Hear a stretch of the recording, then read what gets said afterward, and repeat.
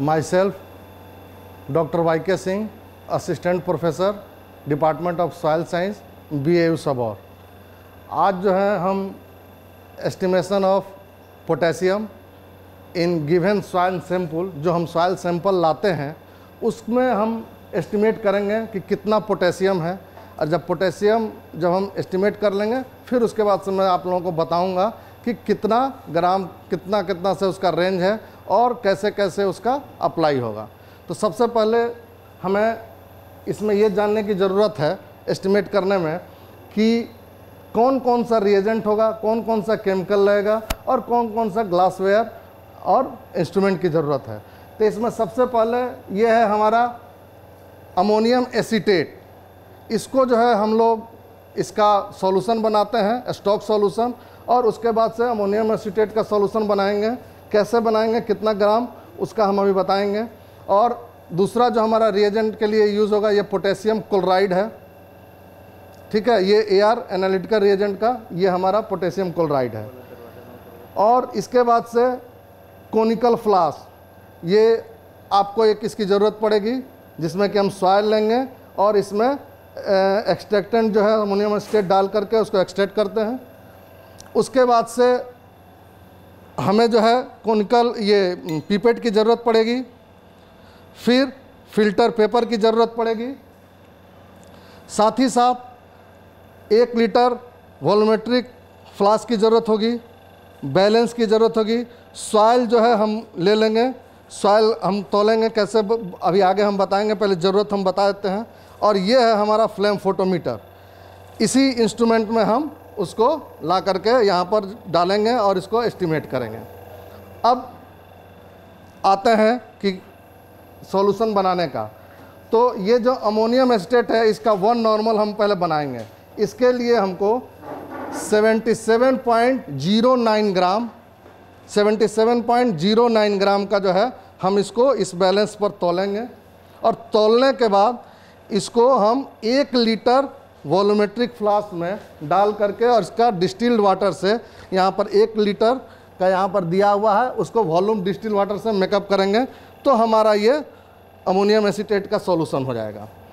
उसके बाद दूसरा जो ये रिएजेंट है पोटेशियम क्लोराइड, इसके लिए हम क्या करेंगे कि 1.907 ग्राम ये लेंगे और इसका भी हम वॉल्यूमेट्रिक फ्लास्क में 1 लीटर डिस्टिल वाटर बना करके इसका 1000 ppm का सॉल्यूशन बना लेंगे।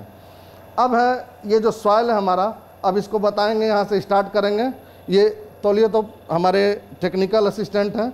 ये देखिए 5 ग्राम सॉइल तोलेंगे और इसमें डालेंगे। 5 ग्राम ऑन है, टेयर किया हुआ है। अब देखिए 5 ग्राम,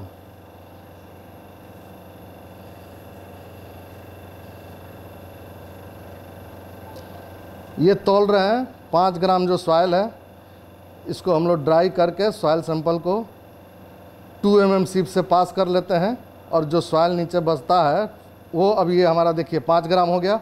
अब इसको इसमें डालेंगे हम कोनिकल फ्लास्क में। डालिए।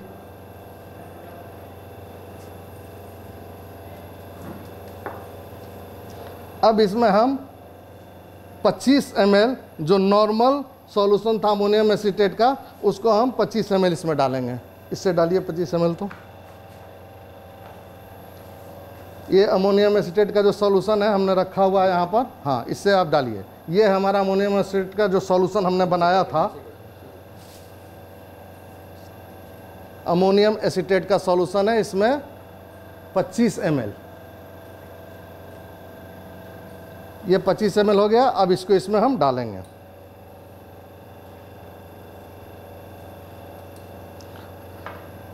पाँच से 10 मिनट तक इसको हम सेक करेंगे। ये हमारा सेकिंग हो रहा है। इसको हमारा ऑर्बिटल सेकर होता है, उससे भी कर सकते हैं। अगर नहीं भी है तो हम हैंड से भी इसको ऐसे सेक कर लेंगे, जो कि इसमें जितना भी पोटेशियम इस सॉइल में अटैच रहता है वो हमारे उस अमोनियम एसीटेट के सॉल्यूशन में आ जाएगा। डिटेल जो है हम आपको पीपीटी जो बताएंगे उसमें हम आपको बताएंगे कि उसका क्या प्रिंसिपल है, कैसे उसमें आता है। ये रिएक्शन हो रहा है अमोनियम एसीटेट का और ये 5 मिनट तक सेक करते हैं। अब सेक करने के बाद हम इसको फिल्टर्ड करेंगे। एक्सट्रैक्ट, अब चलिए फिल्टर्ड करिए, डालिए इसमें।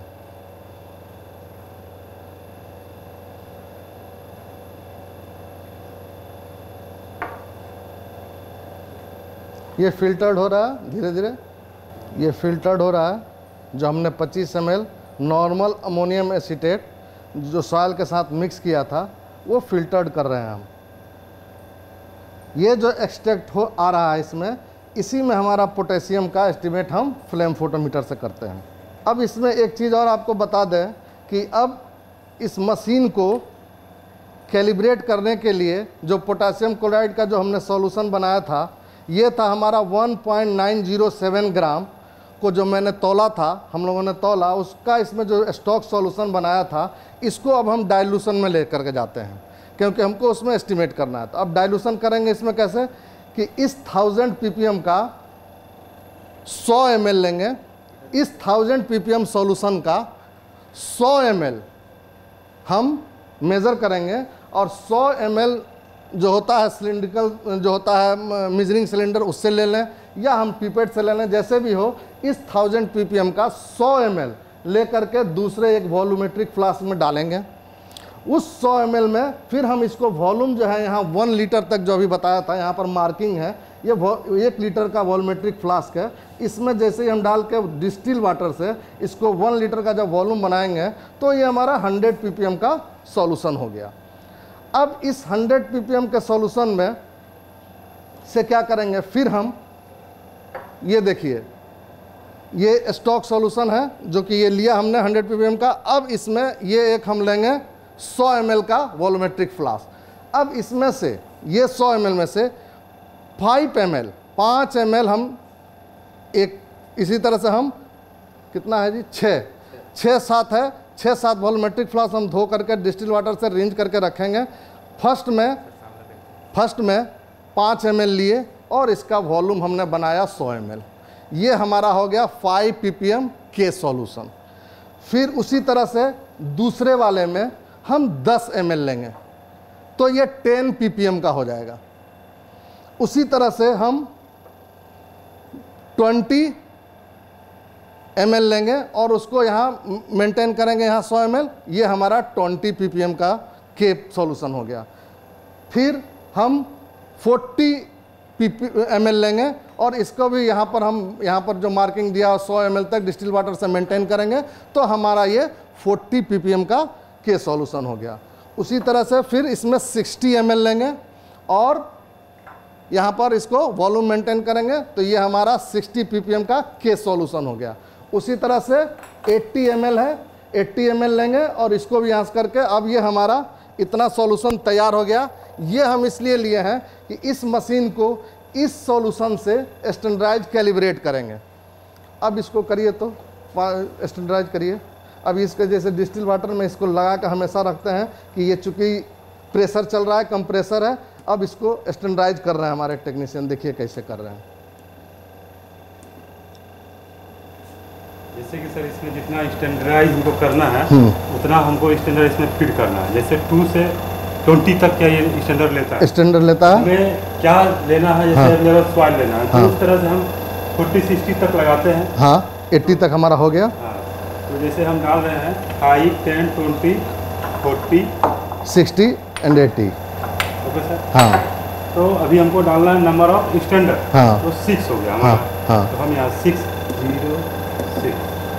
Okay sir. हाँ इसको ये आ गया। हाँ इंटर हो गया। ये मांग रहा है हाँ 5 ppm, 10 ppm, 20 ppm, 40 ppm, 60 and 80। ये इतना इंटर कर दिया आपने। अब ये हमारा कैलिब्रेशन चालू हो गया। अब इंटर करिए उसको। इसका सर मिड रेंज मांग रहा है। जैसे हम इसको मिड मेरा 6 था तो इसका हमको 3 डालना है। ओके। अब ये ब्लैंक मांग रहा है। यदि हम कोई चीज़ को जैसे हमारा सॉइल बेस अमोनियम एसीटेट से हम उसको फिल्टर किए एक्सट्रैक्ट से किए हैं। तो हाँ इसको हम यहाँ इसको ब्लैंक बना देते हैं। जो भी के होगा इसमें तो वो उससे शक करके वो स्टैंडर्डाइज अपना कर लेगा। इंटर कर दिए। अब ये इंटर करके शक कर रहा है। यहाँ देखिए प्लीज़ वेट, मतलब कि अभी रीडिंग देगा इसमें। अब कह रहा है सर क्लीन डिस्टिल वाटर। हाँ, फिर डिस्टिल वाटर से, हर एक सॉल्यूशन के बाद डिस्टिल वाटर से हम इसको क्लीन करेंगे। इंटर मारिए।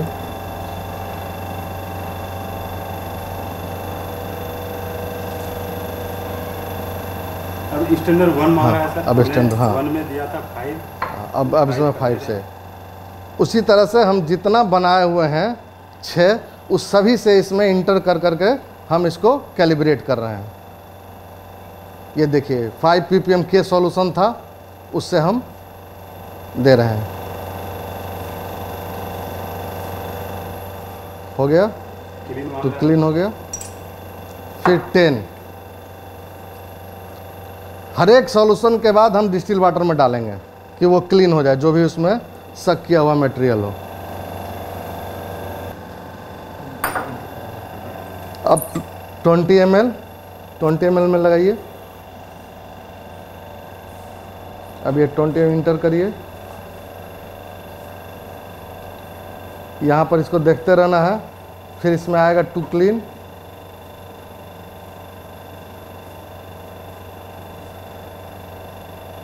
ले लिया टू क्लीन, मतलब फिर हम डिस्टिल वाटर में डालेंगे, फिर इंटर करेंगे। फिर हमारा 40 ppm के सॉल्यूशन में डालेंगे। ये बहुत ही इजी प्रोसेस है। रीडिंग ले रहा है, फिर इसमें टू क्लीन हुआ, ले लिया, फिर डिस्टिल वाटर में डालिए।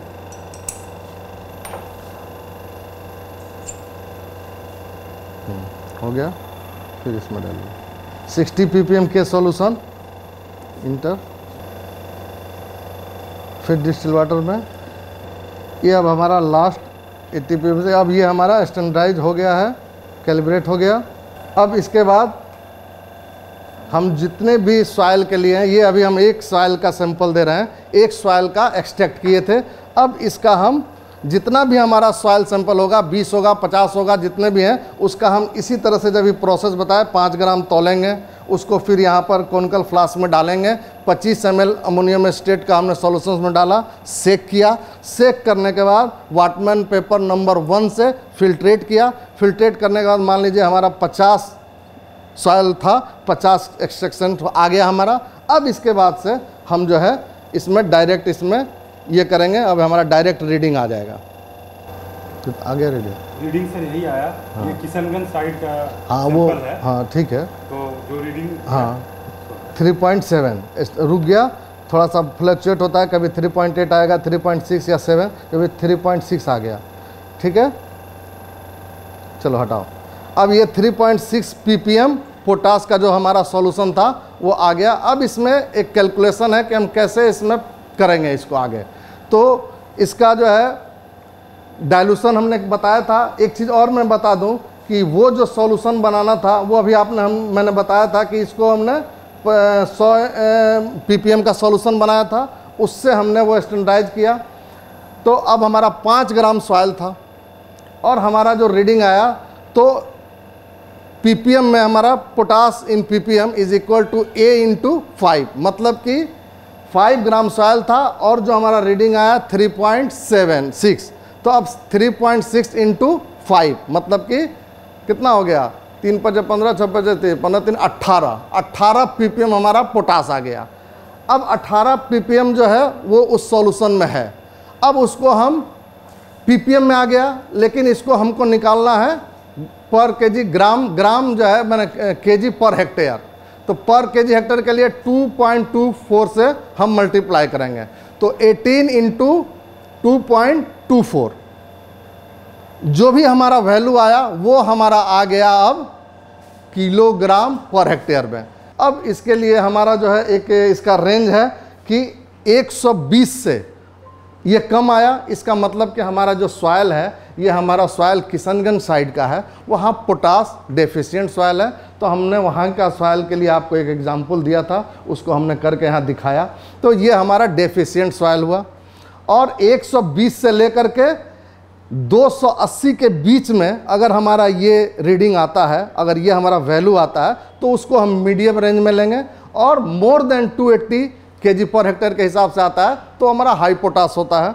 तो वो अब हम देखेंगे कि हमारा जो भी पोटास हमने इससे एस्टिमेट किया और हमारा निकाला वो अब कितना रेंज में आता है, उसके हिसाब से लो, मीडियम, हाई में हम उसको ला करके और उसको रेकमेंड कर देते हैं। अब मान लीजिए कि लो आ गया तो क्या करेंगे, तो अगर मान लीजिए कि राइस है क्रॉप, अगर पैडी का लेना है तो उसमें हम देखते हैं क्या कि हमको NPK का वैल्यू दिया जाता है कि इसका रिकमेंडेड डोज ये है 120, 60, 40। तो 60, 40, तो 40 kg पर हेक्टेयर हमको पोटास नॉर्मल वे में कहा जाता है कि अगर आप क्रॉप लगाते हैं तो 40 kg पोटास हमको देना है। तो हमारा अब आया इसका 48 के आसपास, तो ये हमारा लो था, चूँकि रेंज 120 होना चाहिए था और 120 से कम था हमारा 48, तो हम इसमें क्या करेंगे कि 25% इंक्रीज कर देंगे। मतलब कि जो 40 kg पोटास का जो हमको रिकमेंडेशन है उसमें हम 50 kg वहाँ पर रिकमेंड कर देंगे कि भैया आप कम से कम 50 kg इसमें दीजिए। अगर हमारा 120 से लेकर के और 280 के बीच में अगर पोटास का आता kg पर हेक्टेयर अगर रेंज, तब हम उसमें कहते हैं कि जो 40 का रिकमेंडेशन है वही दीजिए। अगर हाई कहीं कहीं पोटास आ जाता है, मतलब 280 से भी ज़्यादा kg पर हेक्टेयर अगर आता है, तब हम वहाँ पर कहते हैं कि भाई उसको 25% कम करके पोटास का एप्लीकेशन कीजिए। तो ये हुआ हमारा एक प्रोसीजर इसका करने का, ये ऐसे हमने बताया, और उसके बाद से डिटेल जो है हम फिर बाद में इसका PPT के द्वारा इसका पूरा डिटेल डिफिशियंसी के साथ हम आपको बताएंगे। धन्यवाद।